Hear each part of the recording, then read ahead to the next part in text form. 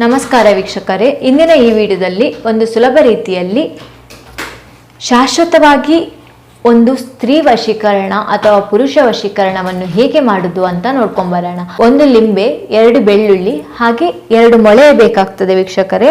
2 ಮೊಳೆಯ ಸಹಾಯದಿಂದ ಈ ತಂತ್ರವನ್ನು ಹೇಗೆ ಮಾಡುವುದು ಅಂತ ನೋಡ್ಕೊಂಬರೋಣ. ಅದಕ್ಕೂ ಮುನ್ನ ನೀವಿನ್ನೂ ನಮ್ಮ ಚಾನಲನ್ನು ಸಬ್ಸ್ಕ್ರೈಬ್ ಮಾಡಿಲ್ಲ ಅಂದರೆ ಈ ಕೂಡಲೇ ಸಬ್ಸ್ಕ್ರೈಬ್ ಮಾಡ್ಕೊಳ್ಳಿ.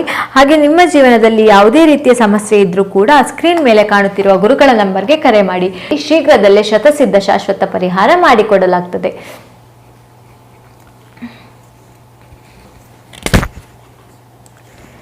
ಲಿಂಬೆ ಹಣ್ಣಿನ ಮೇಲೆ ನೀವು ಈ ರೀತಿಯಾಗಿ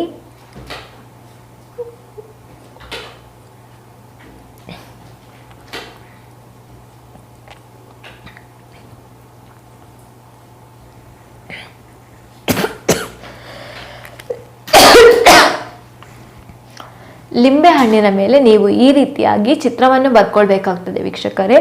ಈ ರೀತಿಯಾಗಿ ಚಿತ್ರವನ್ನು ಬರ್ಕೊಂಡ ನಂತರ ಮೊಳೆಯ ಸಹಾಯದಿಂದ ಈ ರೀತಿಯಾಗಿ ಚುಚ್ತಾ ಬರಬೇಕಾಗ್ತದೆ. ಸುತ್ತ ಎಲ್ಲಿ ಚಿತ್ರ ಬರ್ತಿರ್ತೀರಾ ಅಲ್ಲಿ ಮೇಲೆ ಮತ್ತು ಕೆಳಗೆ ಈ ರೀತಿಯಾಗಿ ಚುಚ್ಚಬೇಕಾಗ್ತದೆ ವೀಕ್ಷಕರೇ.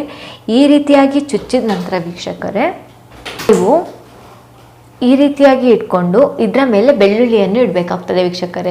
ಈ ರೀತಿಯಾಗಿ ಬೆಳ್ಳುಳ್ಳಿಯನ್ನು ಇಟ್ಟ ನಂತರ ನೀವು ಒಂದು ಮಂತ್ರ ಹೇಳಬೇಕಾಗ್ತದೆ ವೀಕ್ಷಕರೇ. ಐಂ ಮಾತಾಂಗಿ ವಿಮಲಾವತಿ ವಿಕರಾಲೆ ದ್ರಿಂ ಚಹ ಚಹ ಸ್ವಾಹ. ಐಂ ಮಾತಾಂಗಿ ವಿಮಲಾವತಿ ವಿಕರಾಲೆ ದ್ರಿಂ ಚಹ ಚಹ ಸ್ವಾಹ. ಐಂ ಮಾತಾಂಗಿ ವಿಮಲಾವತಿ ವಿಕರಾಲೆ ದ್ರಿಂ ಚಹ ಚಹ ಸ್ವಾಹ. ಈ ರೀತಿಯಾಗಿ ಒಂದು ಮಂತ್ರವನ್ನು ಹೇಳಿ ನೀವು ಕುಂಕುಮದಲ್ಲಿ ಮೊಳೆಯನ್ನು ಈ ರೀತಿಯಾಗಿ ಮಾಡಿಕೊಂಡು ಇಲ್ಲಿ ಚುಚ್ಚಬೇಕಾಗ್ತದೆ. ಬೆಳ್ಳುಳ್ಳಿ ಮತ್ತು ಲಿಂಬೆ ಹಣ್ಣಿಗೆ ಈ ರೀತಿಯಾಗಿ ಚುಚ್ಚಬೇಕಾಗ್ತದೆ. ಅದೇ ರೀತಿಯಾಗಿ ಪುನಃ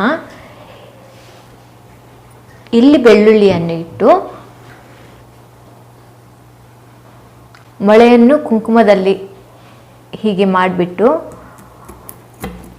ಈ ರೀತಿಯಾಗಿ